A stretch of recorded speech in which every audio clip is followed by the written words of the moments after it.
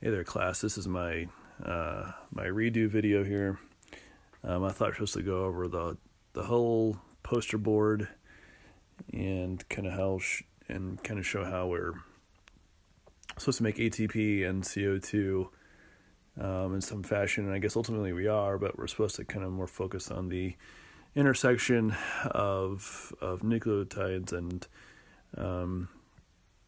aminos and DNA and all the kind of various processes and kind of how we get to that point. So that's what we'll do. Real quick, I think it is worth it to kind of go through some of the kind of quick steps of glycolysis, gluconeogenesis, and things like that that we did in previous weeks to show how all these kind of intersect. So real quick, this is glycolysis here.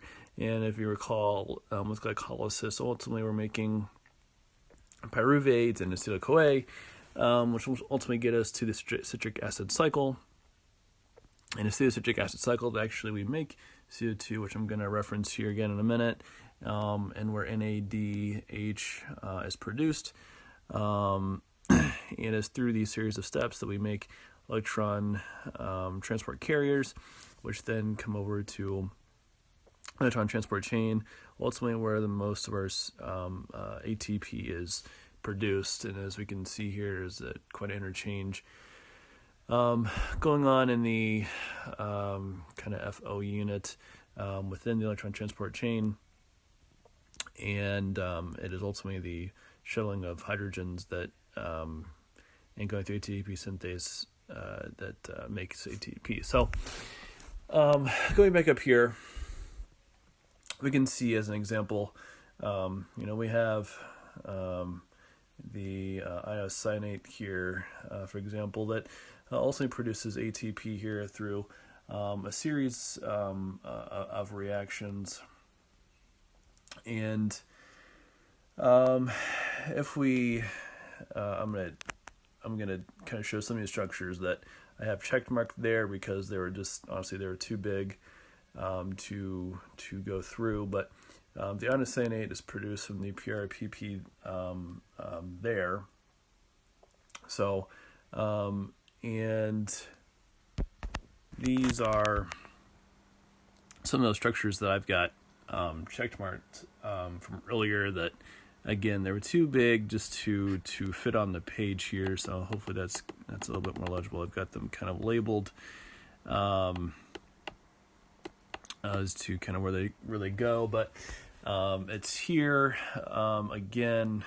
If you go through these series of reactions, where we ultimately produce our nucleotides, and kind of moving down here, when you start to look, you start to see some familiar things. So here, for example, we see glutamate, which you've heard of, is an amino acid that we looked at week 1, and acetyl-CoA. And again, acetyl-CoA is a jump-off point, if you will, into the citric acid cycle. And so through a series of reactions there, which you can see, we just do make some amino acids there, such as arginine, phenylalanine. And if you look here at the 3-phosphoglycerate, this is actually quite important, as CO2 is used actually to also make this molecule, which again helps to produce other kind of important aminos such as serine and glycine. And if we kind of continue going down here, we see where cholesterol is ultimately used, and kind of what this is implying here is that the well-fed state, or at least having a well-defined backup, is really what's needed to produce these nucleotides and carry out all of these kind of various kind of processes here. As you can see, there's another kind of familiar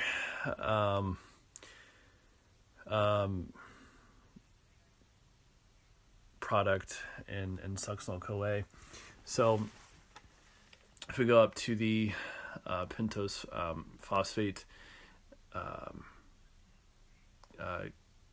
complex here, this is actually also quite important in producing some of the intermediates that are needed in the process of making nucleotides.